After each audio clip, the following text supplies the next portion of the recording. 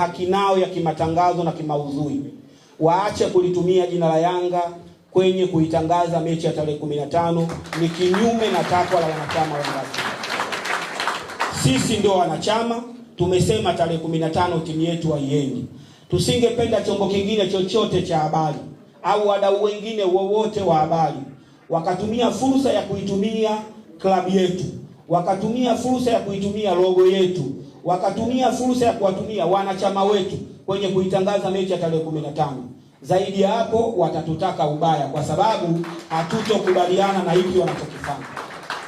Kwa hiyo tumewalai katika lugha nyepesi kabisa, kama waelewa waelewe, lakini kama si waelewa tutawaelewesha nini maana ya kufuata taratibu na kutumia logo yetu au kutumia jina letu au wanachama wetu kinyume na utaratibu ambao sisi wenye klabu tumeutabanisha kwa umma.